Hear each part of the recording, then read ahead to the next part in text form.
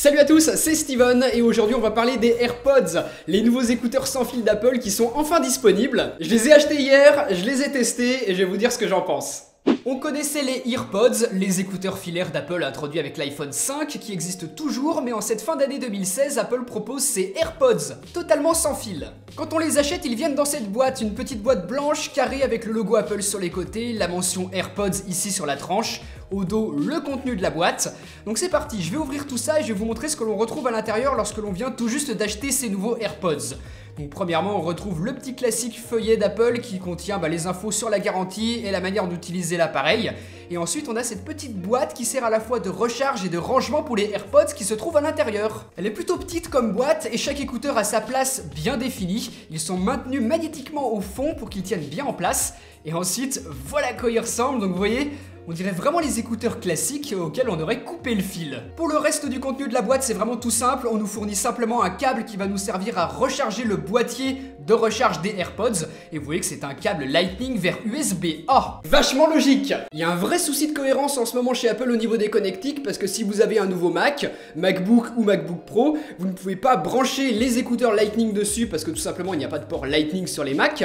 Et vous ne pouvez pas non plus recharger ces nouveaux petits écouteurs parce qu'Apple n'a pas utilisé de l'USB-C. Voilà. Ces nouveaux AirPods, ils gardent l'aspect que l'on connaissait bien avec les écouteurs fournis avec l'iPhone jusqu'à maintenant, mais sans le fil comme je vous disais tout à l'heure.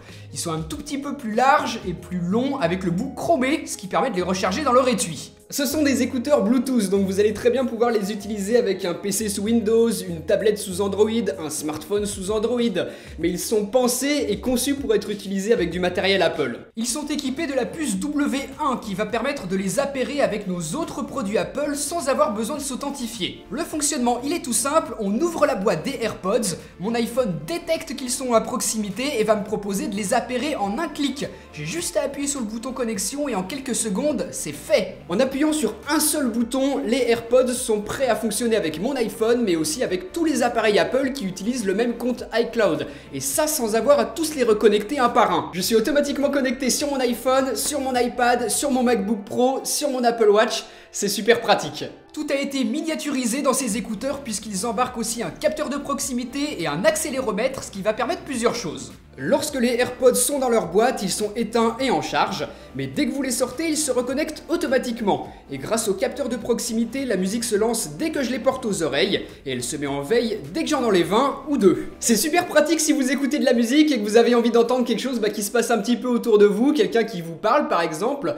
Vous enlevez l'écouteur, la musique se met en pause, vous le remettez, elle repart. Au niveau des commandes, on peut simplement faire un double tap pour activer Siri.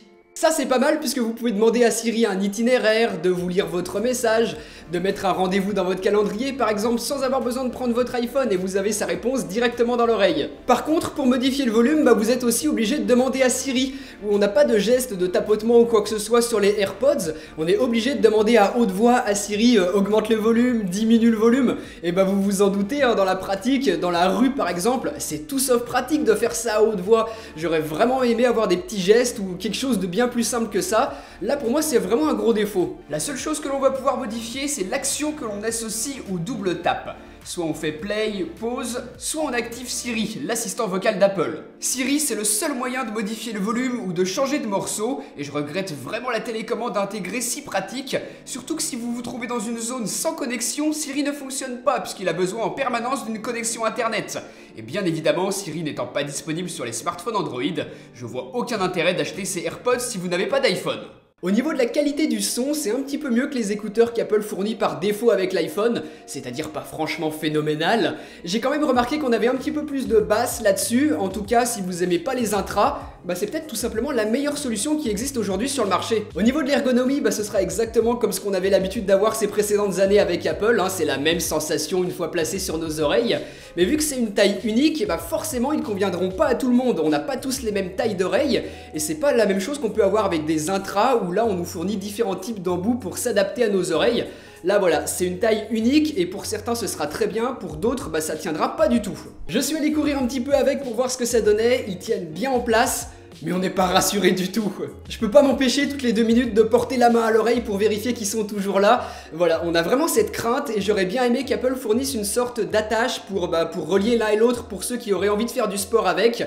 Là c'est pas le cas, je sais pas si ce sera le cas un jour. Et franchement voilà, on a peur de les perdre et vu le prix, bah il vaut mieux pas. Ils sont vendus 179 € et si jamais vous en perdez un, vous allez avoir la possibilité d'en racheter à l'unité. Donc c'est sûr, ça peut paraître cher, hein, on a presque 100 € sur chaque oreille. Mais il faut savoir que c'est à peu près dans la tendance des prix aujourd'hui pour ce genre d'accessoires. C'est encore relativement nouveau, ça coûte plutôt cher. Par exemple, ceux de Samsung sont encore plus chers que ceux d'Apple. Donc c'est cher, mais pour une fois, le prix est pas forcément exagéré. Et mine de rien, c'est une belle prouesse technique et de miniaturisation pour arriver à un tel résultat. 5 heures d'autonomie, c'est correct sans non plus être super, mais la boîte de recharge nous offre 24 heures d'autonomie supplémentaire, ce qui peut être suffisant pour partir un week-end tranquille. Donc finalement, il y a pas mal de trucs cool sur ces nouveaux AirPods, c'est une vraie et belle avancée technologique. Ils peuvent vous convenir si vous avez envie de les utiliser dans un bureau. Par contre, moi en extérieur, je suis vraiment pas convaincu. Parler à Siri pour augmenter et diminuer le volume, je trouve ça vraiment nul. Apple aurait vraiment dû penser à une autre solution pour ça. Et puis le micro intégré pour passer des coups de fil, bah, il est vraiment pas terrible. Ajoutez à ça la peur de les perdre ou de se les faire voler, c'est pas des écouteurs pour moi. Mais vous, dites-moi ce que vous en avez pensé juste en dessous en commentaire. Vous pouvez aussi cliquer juste là sur la vignette pour voir un autre test. Et cliquez là pour vous abonner. Et si c'est déjà fait, bah on se retrouve très bientôt pour une prochaine. Allez, salut!